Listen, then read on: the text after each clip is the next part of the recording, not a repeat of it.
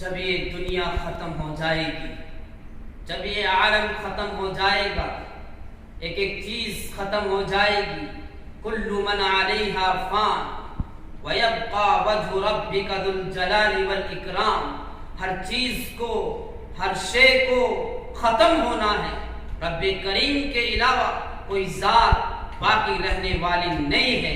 جب سب چیزیں ختم ہو جائے گی، اللہ تعالیٰ ملک الموت سے پوچھیں گے اب کیا باقی ہے؟ ملک الموت کہے گی اے اللہ، عرش کے 4 فرشتے اور جبرائیل، میکائیل، اسرافیل اور تیرا غلام باقی ہے۔ اللہ تعالیٰ کہیں گے عرش کے 4 فرشتوں سے تم بھی مر جاؤ، وہ بھی مر جائیں گے۔ اس کے بعد پوچھیں گے اب کون باقی ہے؟ غلام کہے گا جبرائیل، میکائیل، اسرافیل اور تیرا غلام باقی ہے۔ اللہ تعالیٰ کہیں گے جبرائیل اور میکائیل تم بھی مر جاؤ، خلق من خلق، تم بھی ایک مخلوق ہو۔ اللہ تعالیٰ جب یہ بات کہیں گے، عرش سے آواز آئے گی اے اللہ، جبرائیل کو تو، میکائیل کو تو زندہ رکھ۔ اللہ تعالیٰ کہیں گے فقد كتبت الموت على من كان تحت عرشی، میرے عرش کے نیچے جتنی چیزیں ہیں سب کو ختم ہونا ہے، سب کو فنا ہونا ہے، سب کو اس عالم سے جانا ہے اور دونوں مر جائیں گے۔ پھر اسرافیل کی باری آئے گی، اسرافیل کے ہاتھ میں سور ہوگا، اللہ تعالیٰ کہیں گے مت، تو بھی مر جاؤ، تو اسرافیل بھی مر جائے گا۔ ایک چنگاڑی ایسی ہوگی کہ جسے سننے کے بعد اگر زمین و آسمان بھی ہوتے تو وہ کانپ جاتے، تھر تھرا جاتے۔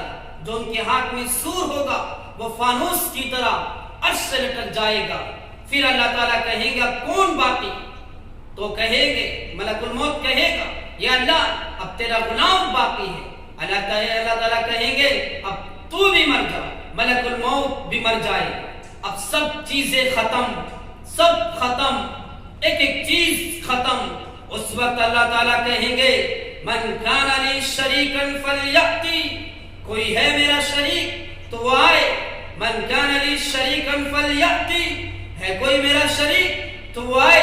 جب سب چیزیں ختم اور کوئی شریک نہیں، کوئی نہیں، اللہ تعالیٰ کہیں گے آج بادشاہت کس کی؟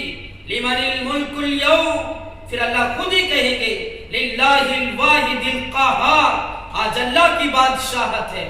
آج فرعون کی بادشاہت نہیں، آج قارون کی بادشاہت نہیں، آج ظالم حکمرانوں کی بادشاہت نہیں، آج اللہ کی بادشاہت ہے۔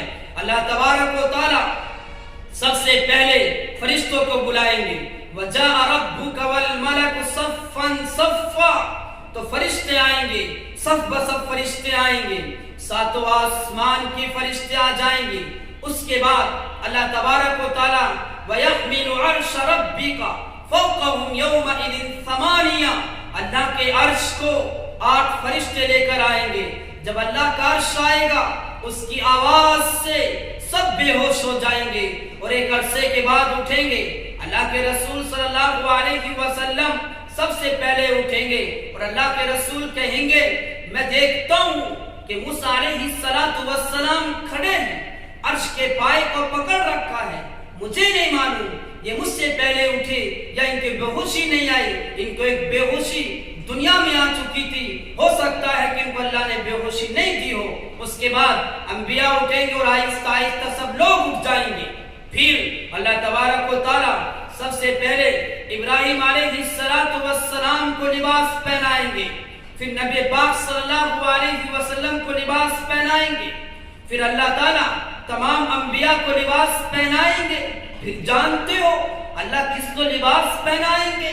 کسی حکمراں کو، کسی بادشاہ کو، کسی انجینئر کو، کسی ڈاکٹر کو، کسی IAS کو، کسی سائنسداں کو نہیں، اللہ تعالیٰ اس کو لباس پہنائیں گے جو تمہاری تھوڑی سی تنخواہ پر گزارا کرتا ہے۔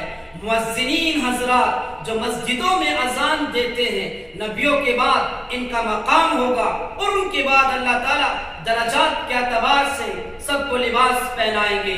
پھر اللہ تبارک و تعالیٰ وہاں پر ایک اسٹیج سجائیں گے اور کہیں گے وَأُزْلِفَتِ الْجَنَّةُ لِلْمُتَّقِينَ، جنت کو لایا جائے۔ دوسری طرف اعلان ہوگا وبرزت الجحیم للغاوین، جہنم کو لایا جائے. تیسری طرف اعلان ہوگا وَإِن مِّنكُمْ إِلَّا وَارِدُهَا، پل صراط کو بچھایا جائے جو بال سے باریک اور تلوار سے تیز ہوگا، جس پہ سے ہم سب کو گزرنا ہے. گنہگار نیچے گر جائیں گے اور نیک لوگ اس پل صراط سے گزر جائیں گے. اور چوتھی طرف اعلان ہوگا وَنَزَعُ مَوَازِينَ الْقِسْطَ لِيَوْمِ الْقِيَامَةِ، کہ ترازو کو قائم کیا جائے، ترازو قائم کی جائے گی تاکہ اعمال کو تولا جائے. اور اس دن ایک ایک راز کو کھولا جائے گا. یوم تبلی السرائر، جس دن رازوں کو کھول دیا جائے گا. آج دنیا کے اندر ہم نے جتنے بھی گناہ کیے اللہ نے چھپایا. ہم نے رات میں گناہ کیا ہو، دن میں گناہ کیا ہو، چوری کی ہو، ڈکیتی کی ہو، زنا کیا ہو، بدکاری کی ہو، فحاشی کی ہو، دغابازی کی ہو، مکاری کی ہو، جتنے بھی کام ہیں اللہ نے سب چھپائے. لیکن اس دن کچھ نہیں چھپے گا، اللہ تمام رازوں کو کھول دے گا. وَوُضِعَ الْكِتَابُ فَتَرَى الْمُجْرِمِينَ مُشْفِقِينَ مِمَّا فِيهِ وَيَقُولُونَ يَا وَيْلَتَنَا مَا لِهَذَا الْكِتَابِ لَا يُغَادِرُ صَغِيرَةً وَلَا كَبِيرَةً، چھوٹے بڑے گناہ کو سب کو شمار کر لیا جائے گا، ایک گناہ بھی نہیں چھوڑا جائے گا. وَكُلَّ إِنسَانٍ أَلْزَمْنَاهُ طَائِرَهُ فِي عُنُقِهِ وَنُخْرِجُ لَهُ يَوْمَ الْقِيَامَةِ كِتَابًا يَلْقَاهُ مَنشُورًا. اسی طرح قرآن کریم جگہ جگہ اعلان کرتا ہے کہ یہ لوگوں، یہ وقت ہے سنبھلنے کا، یہ وقت ہے اپنے آپ کو سدھارنے کا. نمازیں پڑھو، زکوٰۃ دو، صدقہ دو، موت کی تیاری کرو. قرآن اعلان کرتا ہے یا ایھا الذین آمنوا اتقوا اللہ ولتنظر نفس ما قدمت لغد واتقوا اللہ. اے لوگو کل کی تیاری کر لو. کل سے مراد وہ کل جس اس دنیا سے دوسری دنیا میں جانا. اللہ تبارک و تعالی ہمیں کل کے لیے عمل کرنے کی توفیق عطا فرمائے، کل کے لیے تیاری کرنے کی توفیق عطا فرمائے. وآخر دعوانا ان الحمد للہ رب العالمین.